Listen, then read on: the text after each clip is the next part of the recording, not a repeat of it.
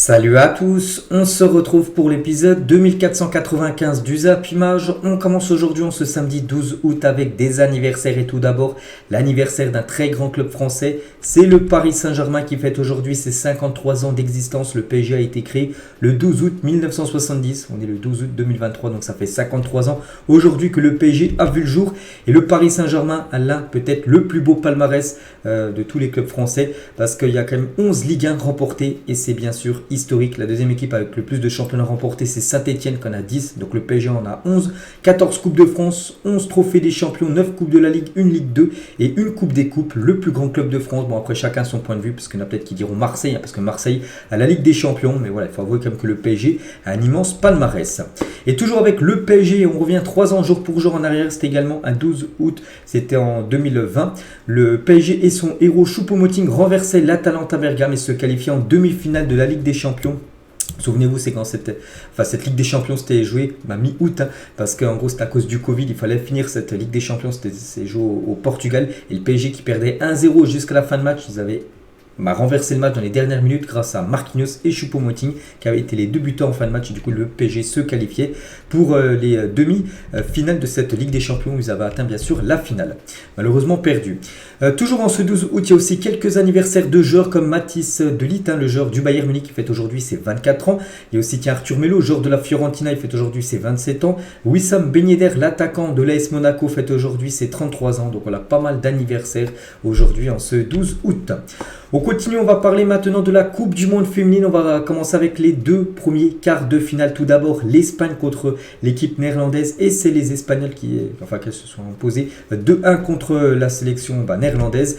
Donc l'Espagne a totalement, bien dominé, on va dire, cette équipe des Pays-Bas avec plus de possession de balle, 62% de possession de balle pour 26 tirs, 8 tirs cadrés et 2 buts pour les Espagnols. Donc les Néerlandais, ça a été compliqué, mais ils ont quand même accroché parce que ça s'est joué après prolongation. Il y avait un partout au bout des 90 minutes de jeu et du coup l'Espagne se qualifie pour les demi-finales de la Coupe du Monde féminine. C'était jamais arrivé dans leur histoire. Première qualification historique pour l'Espagne. Et l'autre quart de finale, c'était entre le Japon et l'équipe suédoise. Donc la Suède, après avoir éliminé les États-Unis au penalty, elles éliminent le Japon. Au Japon, n'oubliez pas, elles avaient une 4-0 en phase de poule à l'Espagne. Donc elles se sont fait sortir par les Suédoises, vraiment les surprenantes Suédoises. Donc les statistiques de la partie, ça a été kiff-kiff et c'est les Suédoises qui ont été plus efficaces que les Japonaises et du coup la Suède se qualifie également en demi-finale. Donc voilà, deux résultats de 1 pour ces deux premiers quarts de finale de la Coupe du Monde féminine et du coup l'Espagne affrontera la Suède en demi-finale pour une place en finale tout simplement de Coupe du Monde. Et aujourd'hui, deux rencontres bien évidemment. Australie contre l'équipe de France à 9h actuellement et l'Angleterre contre la Colombie, c'est à 12h30. Donc voilà, les deux équipes qui s'opposeront aujourd'hui s'affronteront également en demi-finale de cette Coupe du Monde féminine. On continue, on va parler du premier match, du match d'ouverture du championnat français. C'était hier soir entre l'équipe de Nice et l'équipe de Lille. Score final 1 partout. Donc Laborde a été le premier buteur de cette nouvelle saison. Buteur côté niçois, la 19e minute de jeu. Des énormes regrets pour Nice parce qu'ils ont concédé le match nul. Diakité a égalisé à la 94e minute de jeu. Donc un très bon point pris pour Lille en toute fin de match et surtout 2 points perdus pour Nice parce qu'ils avaient l'opportunité de gagner leur premier match. Donc voilà, ça fait partage des points pour cette première rencontre. Donc j'ai pas vu le match, je vais pas vous mentir. Donc on peut voir les statistiques de la partie. D'après les statistiques, on peut voir que Lille mérite quand même son point parce qu'il y a eu plus de possession, plus de tirs cadrés, un peu plus de tout pour Lille. Donc on va dire c'est plutôt logiquement qu'ils ont pris un point hier du côté de la Côte d'Azur. Et Nice peut déjà avoir des regrets, c'est que on va dire c'est un bon point pris par Lille. Mais Nice, il gagnait 1-0 jusqu'à la 93e minute. Il fallait vraiment cadenasser et prendre les 3 points. Donc c'est vrai que c'est peut-être des regrets. Il y a des regrets bien sûr du côté de Nice parce qu'ils préféraient gagner que concéder le match nul. Du coup, le premier but de cette nouvelle saison, c'est l'œuvre de Gaëtan Laborde, vu qu'il a été le premier buteur du match hier. C'est lui qui a inscrit le premier but sur cette nouvelle saison 2023-2024 du côté du championnat français. On va parler de Jonathan David. Donc hier, il a eu un match très compliqué. Donc il a touché seulement 16 ballons pour le moment face à Nice. Il restait plus beaucoup de minutes. Donc par exemple, c'est 3 fois moins que Marcin Bulka, le gardien de l'OGC Nice. Donc voilà, pour vous dire que ça a été un match très compliqué pour Jonathan David en attaque. Il a très peu touché de ballons. Concernant ce joueur, vraiment il n'est pas dans les plans voilà, pour la saison prochaine, parce qu'en gros il devrait être transféré. On annonce beaucoup du côté de Tottenham, peut-être le remplaçant d'Harry Kane pour être Jonathan David. C'est peut-être son dernier match hier du côté de Lille. Donc on verra bien sûr pour David, mais bon, qui a vécu un match compliqué. Paulo Fonseca, donc le coach toujours de Lille aussi, par rapport à Mohamed Bayo, il a dit ne fait pas partie du projet pour cette saison. Donc lui aussi, Bayo les gars risque de très peu jouer et même peut-être transféré. Pourtant, l'ancien Clermontois était arrivé à Lille contre 15 millions d'euros il y a un an. Et pour la saison prochaine, on peut voir que Fonseca ne compte pas sur Mohamed Bayo. Donc en gros, si Bayo quitte le club et David quitte le club, ça bien sûr, ça annonce une arrivée d'un attaquant du côté de cette équipe du LOSC. Et toujours avec Paulo Fonseca, nous n'avons pas beaucoup de solutions offensives. C'est la réalité en gros. Donc c'est pour ça qu'il attend des arrivées. C'est pour ça que Gift Orban, vous savez, cet attaquant nigérian de la Gantoise, est un joueur très pressenti pour débarquer du côté du LOSC. Et toujours avec le LOSC, donc les Lillois ont amené aussi le hashtag Hazard au LOSC avec eux dans le parcage niçois ce soir. Parce que vous savez que les supporters de Lille rêvent d'un retour d'Eden Hazard qui est actuellement sans club, et c'est pour ça qu'il y a ce hashtag sur Twitter, sur X maintenant, ça s'appelle X, voilà, pour essayer de faire revenir Eden Hazard. Et Olivier Létang, sur la rumeur Eden Hazard à Lille, donc Létang c'est le président de Lille, il a dit Joker, donc Eden c'est quelque chose qui revient en permanence. Il a vécu plusieurs saisons compliquées à Madrid et il n'y a pas eu de contact direct entre Lille et le clan Eden Hazard. Il se laisse le temps pour réfléchir et regarder ce qu'il veut faire. Donc après, il dit que c'est pas non du tout exclu, il n'a pas dit non, c'est pas possible, on peut pas le faire revenir. Il a dit en gros, c'est le joueur qui décide, si le joueur fait un effort financier, si le joueur veut faire son retour à Lille, ça sera totalement jouable, le retour d'Eden Hazard, on verra. On continue, donc on clôture bien sûr la page Liga, on va parler aussi de la page Première Ligue bien évidemment, avec le match d'ouverture entre l'équipe de Burnley, dernier champion de Championship. Donc là, il montait d'un niveau, là c'était la Première Ligue et là il joue contre le champion en titre, l'équipe de Manchester City. Et City, on peut voir le résultat. Grosse victoire, 3-0 se sont imposés pour leur premier match. Donc Haaland doublé, il commence déjà très fort. Et Rodri également buteur lors de cette rencontre. Zaroury après un carton rouge en fin de match côté Burnley. Donc la City commence, comme on s'en doutait de toute façon, avec un gros résultat pour sa première rencontre. Donc les stats, ça a été totalement en faveur de Manchester City. 65% de possession de balle, 17 tirs, 8 tirs cadrés, 3 buts à l'équipe de Burnley. C'est seulement une frappe cadrée dans le match, ça a été trop compliqué.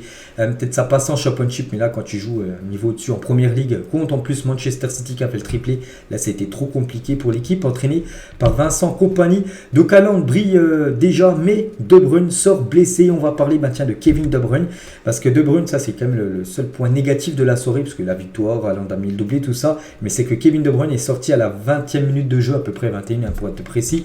Donc il a été forcé de quitter le terrain après 21 minutes de jeu car il s'est blessé, Kevin De Bruyne, et c'est officiel, donc Kevin De Bruyne sera absent plusieurs semaines suite à une blessure aux ischio-jambiers, annonce Pep Guardiola. Donc voilà, deuxième match officiel cette saison pour City après le Community Shield, perdu. Bon là cette fois-ci il y a eu victoire, mais ils perdent Kevin De Bruyne, blessé pour plusieurs semaines parce qu'il a un problème aux ischio-jambiers, donc on lui souhaite un bon rétablissement. Kevin De Bruyne qui a été remplacé hier par Kovacic.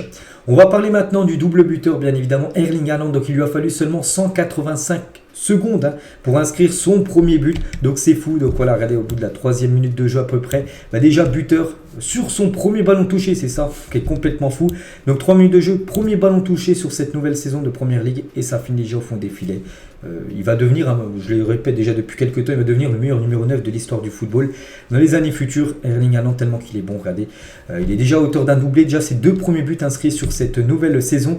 Donc la saison dernière, premier match, il avait joué en championnat, il avait inscrit un doublé, voilà pareil, il recommence avec la même cadence, doublé également pour cette nouvelle saison du côté de Manchester City. Et Haaland, 23 ans et 21 jours, donc il vient seulement d'avoir ses 23 ans atteint.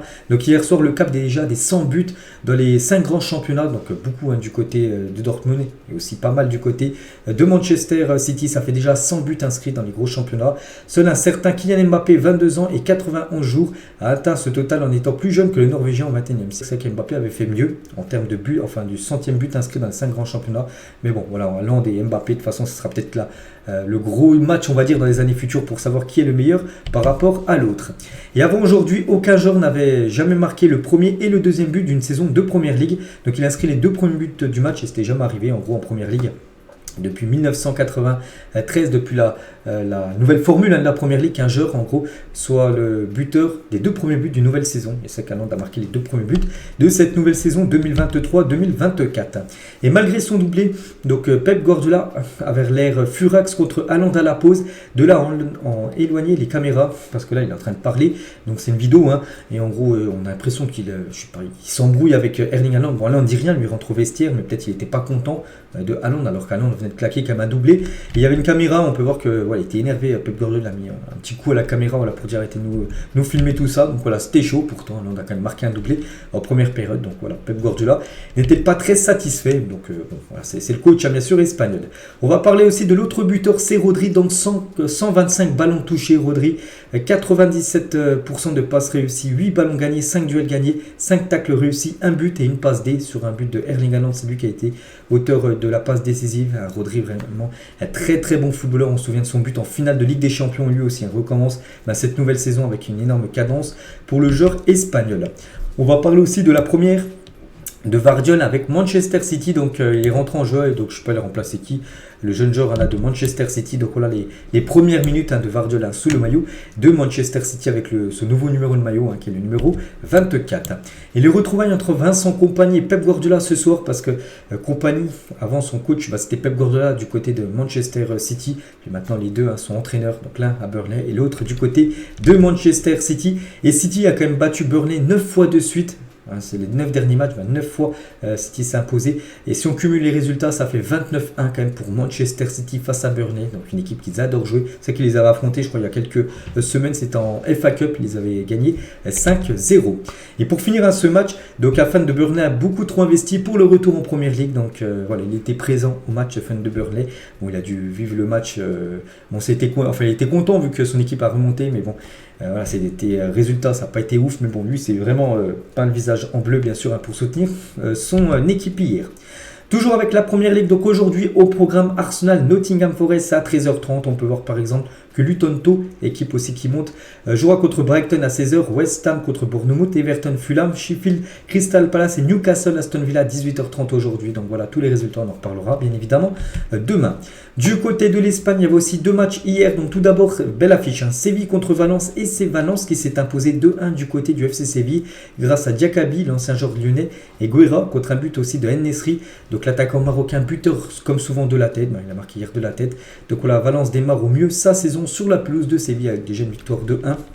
On sait que Valence, la saison dernière, avait vécu une saison galère. Maintenant, ils gagnent déjà leur première rencontre. On peut voir les statistiques de la partie. Et il y avait aussi Almeria contre le Rayo Vallecano. Et c'est le Rayo Vallecano qui s'est imposé 2-0 grâce à 2 buts inscrits sur penalty. Voilà. Donc parfait pour eux aussi ce début de championnat de 2 Ligas. Donc voilà, concernant les statistiques de cette rencontre Almeria Rayo Vallecano. Au programme aujourd'hui, la Real Sociedad Gérone. Il y a aussi Las Palmas contre Mallorca. Et ce soir, gros match. Bilbao contre le Real Madrid. Coup d'envoi 21h30. On parlera aussi bien sûr du résultat demain. Puis pour ceux qui veulent avoir l'avant-match, les gars, allez sur ma chaîne Biz Real Madrid. Je vais sortir une vidéo avec toutes les infos concernant cette rencontre.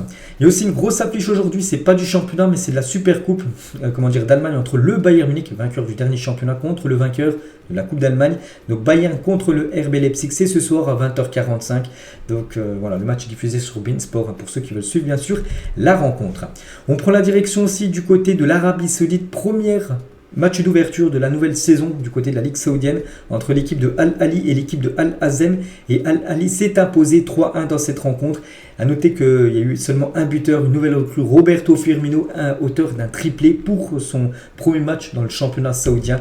Donc les stats de la partie, ça a été totalement dominé bien sûr par l'équipe de Al Ahly cette rencontre. Et du coup surtout Firmino, les gars, parfait ses débuts. On ne voulait pas que Firmino a le brassard de capitaine du côté de Al Ahly.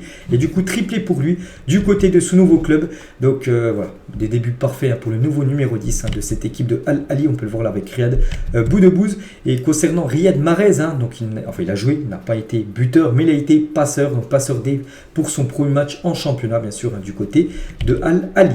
On va parler aussi de Léo Messi parce que dans la nuit, la dernière, l'Inter Miami jouait contre l'équipe de Charlotte. Donc c'était un match de la League Cup du côté du continent nord-américain. C'est pas de la MLS, ça n'a rien à voir.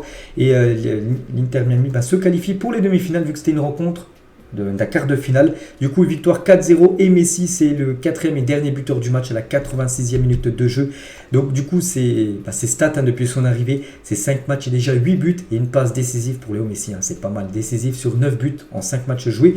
Léo Messi, donc on peut voir voilà, chaque match, le nombre de buts qu'il a pu inscrire, tout ça. Donc voilà, ça se passe très très bien. C'est vrai que pour l'instant, on a l'impression que c'est trop facile à MLS pour Léo Messi. Et sa nouvelle célébration, donc il a fait une célébration cette nuit en mode Spider-Man. Voilà, parce qu'on peut le voir avec ses bras en train de faire ça. Donc voilà, tout se passe bien actuellement pour le joueur argentin. Et on peut voir que le sélectionneur argentin, Lionel Scaloni, était présent du côté du stade. Je ne sais plus si ça se joue à Miami ou à Charlotte, le match. Mais bon, il était présent pour suivre bien sûr son protégé, Léo Messi, qu'il aimerait avoir bien évidemment dans 3 ans pour la future Coupe du Monde. On revient en France, on va parler du programme de la Ligue 1, Ligue 2. Il y a la Ligue 2 tout d'abord, un Rodez Saint-Etienne à 15h. On peut voir aussi le multiplex à 19h avec par exemple Auxerre, Amiens, Angers, Annecy. Ou je sais pas, je crois en pif, tiens, Grenoble contre le Paris FC. Et en Ligue 1 aujourd'hui, 2 belles affiches, Marseille contre Reims et le PSG contre Lorient. Voilà, donc 17h et 21h les deux rencontres.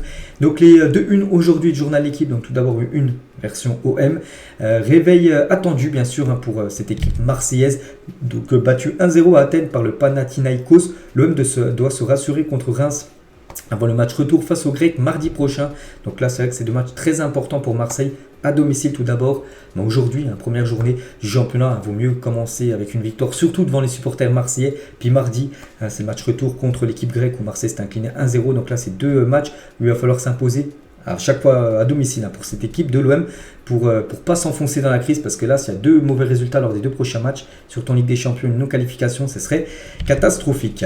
Et là, une du journal L'équipe aujourd'hui, version PSG, place au jeu, avec une photo de Warren Zaïre-Emery ou même Marquinhos.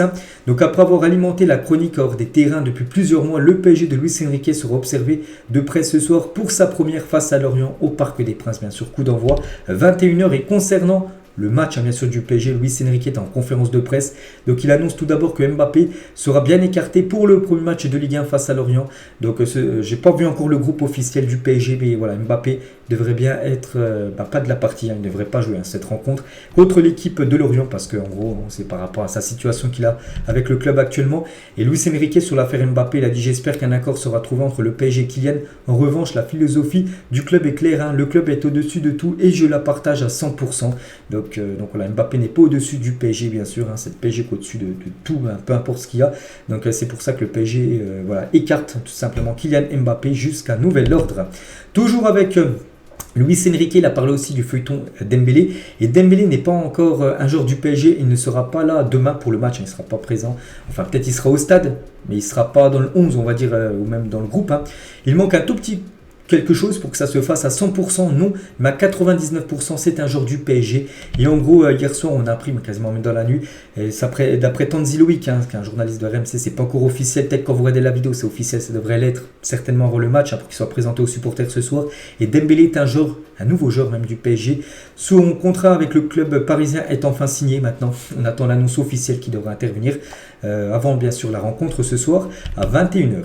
Toujours avec Luis Enrique aussi sur le jeune Warren Zaïre-Emery, il a dit: c'est un joueur que j'aime beaucoup, un des meilleurs jeunes en France. C'est vrai que c'est un joueur qui montre beaucoup sur le terrain à son jeune âge de 17 ans. Et le jeune Warren Zaïre-Emery rêve de même faire toute sa carrière du côté du PSG. Il a dit: je suis un gamin d'Île-de-France né à Montreuil. J'ai toujours aimé le PSG après mon départ d'Aubervilliers. J'ai toujours joué pour ce club. J'y suis arrivé très jeune et je suis passé par toutes les cases du côté du PSG. L'association, la performation, le centre de formation, maintenant le groupe pro. J'espère que ça va durer, faire toute ma carrière sous ce maillot. C'est un rêve, j'espère l'accomplir. Donc on les pose les choses au clair. C'est vrai que s'il continue déjà à 17 ans, il va être titulaire certainement ce soir. Et s'il compte faire toute sa carrière, il deviendra bien évidemment une immense légende, si bien sûr il est performant dans les années futures. Donc voilà, le jeune Warren souhaite rester au PSG longtemps. Et toujours avec lui, je suis humble, mais ça ne veut pas dire que je n'ai pas de personnalité ou que je ne sais pas me montrer. Je le fais naturellement grâce à mes qualités. Et puis il y a des joueurs très humbles qui sont devenus champions du monde et qui n'ont pas changé, comme N'Golo Kanté. On peut réussir tout en étant discret. C'est vrai que c'est plutôt un joueur discret. On voit très rarement bon là il fait des déclarations, mais il en fait très peu. Et voilà, c'est clair que c'est un joueur discret, mais voilà. Tant mieux bien sûr qu'il parte dans ce sens-là, le jeune Warren Zaïre-Emery, en espérant qu'il fasse un bon match ce soir. Toujours du côté du PSG, parce que se passe toujours beaucoup de choses. Donc Paris ne résiliera pas le contrat de Neymar. Le club parisien ne peut pas se permettre de perdre 2 stars gratuitement, surtout vis-à-vis du fair play financier, parce qu'il y avait des rumeurs que le PSG aurait pu résilier à l'amiable le contrat de Neymar pour éviter maintenant de payer encore son salaire. Tout ça, donc non, voilà, le PSG, bien sûr, s'il venait à lâcher Neymar, ce qu'ils veulent, c'est qu'il soit vendu avec bien sûr une rentrée d'argent, en le vendant, bien évidemment. Et concernant Neymar, donc accord total entre Neymar et le FC Barcelone, contrat de 2 ans plus une année en option salaire de 13 millions d'euros par saison. Bon, la source est El Chiringuito TV, donc c'est une info à prendre avec des pincettes bien sûr. Donc le Barça doit encore se séparer de certains de ses joueurs et espérer une résiliation du contrat de Neymar au PSG pour que ça se fasse. Les deux camps sont optimistes, donc voilà, donc d'après des sources en Espagne, voilà, c'est fait, mais bon, on est encore très loin je pense du deal, mais voilà, pour moi je pense c'est quasiment sûr que Neymar quittera l'équipe parisienne. Après, est-ce que ça sera le Barça ou notre club, ça on verra. Et du côté du Barça, donc le capitaine du FC Barcelone, Sergi Roberto, confirme que Neymar souhaite faire son retour, son comeback même au FC Barcelone, parce qu'il a dit, c'est officiel, Sergi Roberto, donc un retour de Neymar, je serais ravi, c'est un ancien coéquipier, mais aussi un ami avec qui on a vécu de très belles choses. Je lui ai parlé, c'est privé, oui il serait ravi de revenir, donc il dit oui il serait ravi de revenir au Barça, indique le capitaine du FC Barcelone. Donc voilà, Neymar veut retourner du côté du Barça, on verra si ça va se faire ou non.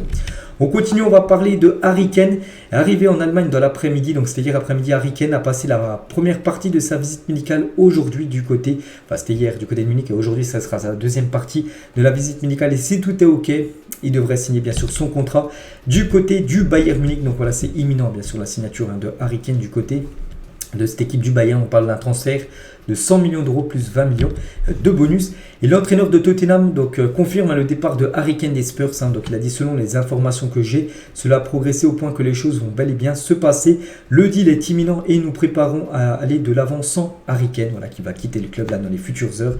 Donc voilà, immense arrivée du côté du Bayern, et gros coup dur bien sûr pour l'équipe de Tottenham qui pourrait, du coup je vous ai dit, recruter peut-être Jonathan David pour remplacer le joueur Harry Kane. Le FC Barcelone a réactivé la piste Cancelo, le latéral portugais, la priorité de Xavi au poste de latéral droit du côté du Barça. Affaire à suivre. On va parler d'une nouvelle recrue du côté de Reims et c'est officiel. C'est Prince Daramy qui quitte l'Ajax et s'engage au stade de Reims. Montant du transfert 17 millions d'euros, bonus compris, que vient de débourser l'équipe de Reims à l'équipe de l'Ajax. 17 millions d'euros, c'est quand même une sacrée somme d'argent que vient débourser l'équipe de Reims pour s'offrir le nouveau numéro 9, le joueur qui va remplacer Balogun qui a quitté le club. Donc voilà, quand même ce mercato impressionnant. Comme bon, le Daramy c'est le recrue la plus chère, mais voilà, tous les autres joueurs qui sont arrivés. Le dernier en date c'est le japonais Nakamura qui a été transféré hier. C'est que Reims, les gars, fait un mercato impressionnant. Maintenant on va voir comment Will Steele, le coach de cette équipe, va réussir à gérer tous ces renforts. Chelsea a conclu un accord avec Southampton pour s'offrir Romeo Lavia, donc un joueur belge à hauteur de 58 millions d'euros. Liverpool pourrait enchérir au dernier moment pour essayer de s'offrir le joueur. C'est qu'il y a une guerre, on peut dire, entre Chelsea et Liverpool actuellement, entre deux joueurs, entre Lavia et aussi entre Moïse Caicedo. N'oubliez pas que Chelsea et Liverpool s'affrontent également demain lors de la première journée de Première Ligue. Mais voilà, Chelsea a quasiment conclu un accord avec Lavia et Chelsea aussi a conclu un accord avec Caicedo, parce que hier je vous avais dit que Caicedo devait rejoindre plutôt Liverpool, mais en gros le joueur préfère ne pas donner son oui à Liverpool pour signer du côté de Chelsea. Du coup, le transfert pourrait se faire autour des 133 millions d'euros quand même. Caicedo du côté de Chelsea, ce qui veut dire en quelques heures, Chelsea va peut-être s'offrir donc Caicedo et Lavia d'une valeur totale d'environ 200 millions d'euros. Donc 133 pour ce joueur et à peu près 58 si on arrondit, bien évidemment. Ça fait quasiment 200 millions d'euros. Le futur milieu de terrain du côté de Chelsea. Et si on rajoute Enzo Fernandez qui est arrivé en janvier dernier, ça fait 121 millions d'euros en plus. Donc le nouveau milieu à 306 millions d'euros bientôt du côté de Chelsea. Donc bien sûr ça coûte très cher, ils ont beaucoup d'argent Chelsea. Et c'est vrai que voilà, 3 milieux à 300 millions d'euros, c'est bien évidemment très très cher. Et Roberto De Zerbi, le coach de Brighton, l'a dit, j'ai déjà oublié Moïse Caicedo parce qu'il sait que son joueur va quitter le club. Je suis vraiment fier des joueurs que nous avons dans l'équipe. Nous voulons continuer à nous améliorer. Le mérite en revient au club. Les plus grands clubs peuvent acheter nos joueurs, mais ils ne peuvent pas acheter notre âme et notre esprit. Voilà ce qu'il dit. Parce qu'il sait que voilà, peut-être son meilleur joueur, Caicedo, lui aussi va quitter son équipe de Brighton. On continue avec les infos mercato, accord trouvé entre le Racing Club de Lens et le Middlesbrough pour Choupa Akpoum. Le coût du transfert environ 15 millions d'euros, bonus compris. Donc lui c'est le meilleur buteur de la saison dernière en Championship, donc deuxième division anglaise. Et il devrait débarquer du côté de Lens parce qu'un accord trouvé, c'est d'être le remplaçant de Luis Openda.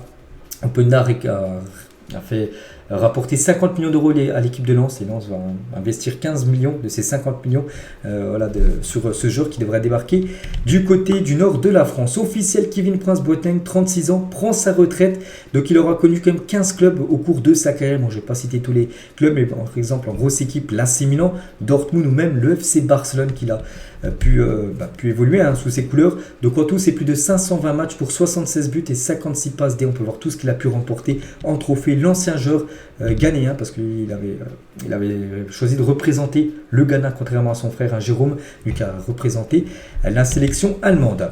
Manchester City et Jérémy Doku sont en discussion avancée pour se mettre d'accord sur un contrat, parce que City cherche toujours le remplaçant de Riyad Mahrez et il pense tout simplement au Belge Jérémy Doku, le joueur de Rennes. Donc affaire à suivre, parce que c'est Fabrizio Romano quand même qu'on voit cette info. Le Bayern Munich aimerait obtenir Kepa Arrizabalaga sous la forme d'un prêt avec option d'achat pour le gardien actuellement de Chelsea. Bon, après, il va falloir qu'il accepte le rôle de numéro 2, parce qu'au Bayern, c'est être le remplaçant de Manuel Neuer, c'est-à-dire gauler très très peu. Après, on verra si bien sûr il va accepter ou non le gardien espagnol.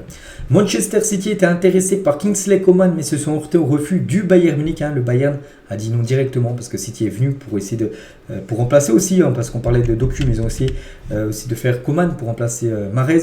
Et voilà, le Bayern a refusé directement. Il souhaite bien sûr conserver le joueur français. Erwigo pour Under qui va quitter Marseille, s'engager au Fenerbahçe. Donc c'est imminent, on peut dire, sa signature. Donc le transfert d'Under va rapporter 15 millions d'euros à l'Olympique de Marseille. Officiel, lui aussi on en parlait beaucoup ces derniers jours, c'est Castello Luqueba, signé au Red Bull Leipzig pour 35 millions d'euros. En gros, lui c'est le remplaçant de Vardiol, qui a été vendu, je crois que c'était samedi dernier, 90 millions d'euros à l'équipe de Manchester City. Du coup, ils ont investi un peu moins de la moitié sur ce joueur lyonnais. Donc voilà, grosse perte bien sûr pour l'équipe de Lyon. Très bon joueur, bien évidemment, pour l'équipe de Leipzig. Et ils ont aussi mis 20% à une future revente, l'équipe de Lyon, dans le deal qu'ils ont pu signer avec l'équipe du RB Leipzig. Et c'est un mercato de fou. Leipzig sera sûrement l'une des équipes à suivre cette saison, avec Openda, Luqueba, avec, Butchabu, Xavi Simons, qui arrive aussi en prêt. Donc c'est vrai que Leipzig, on a hâte de voir ce que ça va donner cette saison du côté de la Bundesliga. Tiens, n'oubliez pas qu'il joue ce soir contre le Bayern Munich. Habib Diallo, l'attaquant sénégalais de l'équipe de Strasbourg, est sur le point de signer en Arabie Saoudite. Le joueur est tombé d'accord avec l'équipe de Al-Shabaab. Une offre de 18 millions d'euros a été formulée à Strasbourg. Et bien sûr, là-bas, on pense qu'il va toucher un salaire bien plus supérieur à ce qu'il touchait du côté de Strasbourg. Donc voilà, ce serait un gros coup dur, bien sûr, pour l'équipe de Strasbourg de perdre leur meilleur buteur saison dernière. Dimitri Payet ne devrait plus jouer en France. Il ne se verrait pas rejouer pour un autre club que l'OM et privilégierait des pistes étrangères, parce que j'avais vu qu'il y a l'équipe de Nantes qui est intéressée par Payet, mais il ne souhaite pas rester en France pour jouer contre Marseille, son club pratiquement de toujours. C'est pour ça qu'il préférait plutôt une option à l'étranger, l'ancien Marseillais. Lucas Paqueta serait tombé d'accord avec Manchester City pour un contrat d'une durée de 6 ans. Les Citizens ont proposé 85 plus 10 millions de bonus au Hammer, l'équipe de West Ham. Donc West Ham, on réclame 110 millions d'euros pour lâcher Lucas Paqueta. Officiel, Sergi Darder, donc un joueur de l'Espagnol, signe à Majorque pour 10 millions d'euros, bonus compris. On peut voir aussi ce beau mercato de l'équipe de Majorque, avec Darder, avec aussi Larin. Donc c'est un attaquant, Cyril Larin, un joueur canadien qui a fait une très belle saison dernière. On va parler de la nouvelle paire de crampons de Jude Bellingham avant le match ce soir. Ce sera ces crampons-là que portera Jude Bellingham, la nouvelle recrue phare du côté du Real Madrid. Donc voilà, pour son premier match officiel avec le Real Madrid, magnifique crampons, bien sûr, de son équipementier Adidas. Des crampons, JB, bien sûr, Jude Bellingham, de couleur dorée.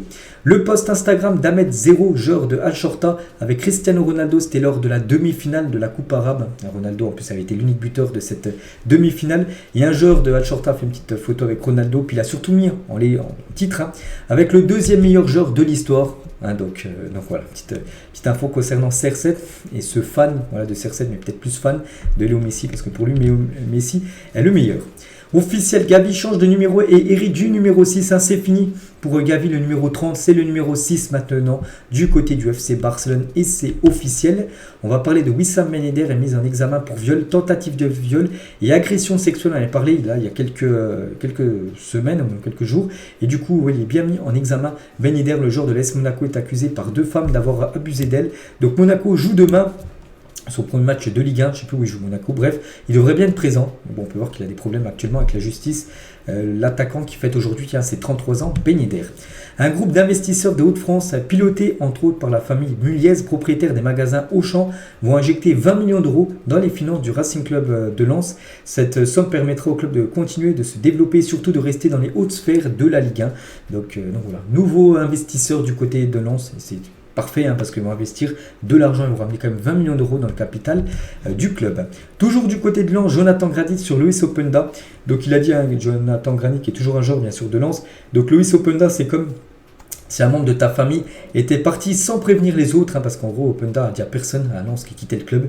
Il a dit peut-être au revoir à personne. Il a quitté du jour au lendemain cette équipe pour aller du côté de Leipzig. Bref, mais le collectif passe avant les individualités. Puis, il ne faut pas oublier que Loïs avait connu un passage à vide la saison dernière. Donc, en gros, il a envoyé un petit pic, bien sûr, à Openda par rapport à son départ. Donc, un Lens Leipzig en Ligue des Champions serait bouillant. C'est vrai que c'est potentiellement jouable, un Lens Leipzig, vu que Lens sera dans le chapeau 4 et Leipzig est dans le chapeau 3.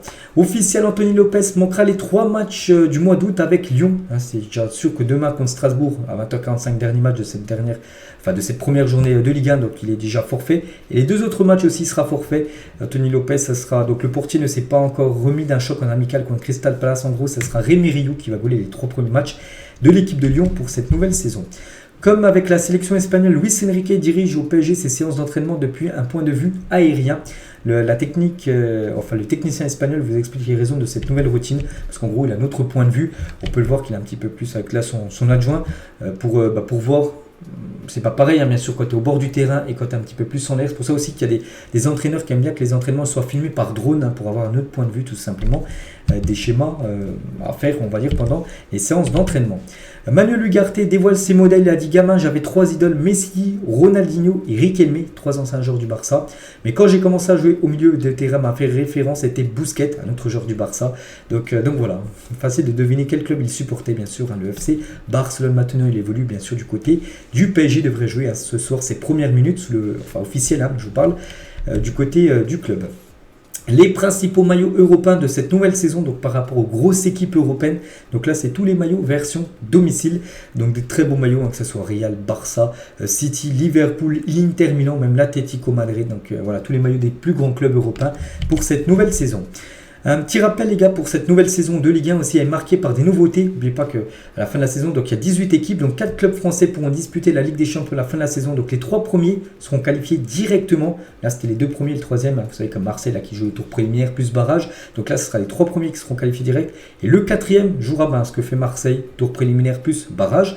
Donc le 5e jouera l'Europa League, le 6e jouera les barrages de la Conference League, le 16e disputera les barrages pour se maintenir en Ligue 1 avec le play-off bien sûr avec la Ligue 2 là.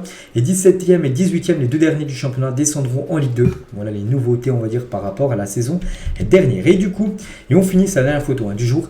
Le classement final de la Ligue 1 fait avec Opta, en gros c'est une prédiction tout ça. Donc le PSG a 55% de chance de finir à la première position de la Ligue 1. C'est que le PSG c'est le grand favori. Lens 27% de chance de finir 2e. Marseille 16% de chance de finir à la 3e position. Donc voilà, concernant bien sûr ce classement prédiction bien sûr. Donc les 2 relégués seraient Metz et l'équipe du Havre. Le Havre a 46% de chance de finir à la 18e et dernière position de ce championnat de Ligue 1. Donc voilà ce qu'il y a à dire aujourd'hui. J'espère que ça vous a plu. On se retrouve demain pour le prochain numéro. Moi je vous souhaite un bon samedi et à demain.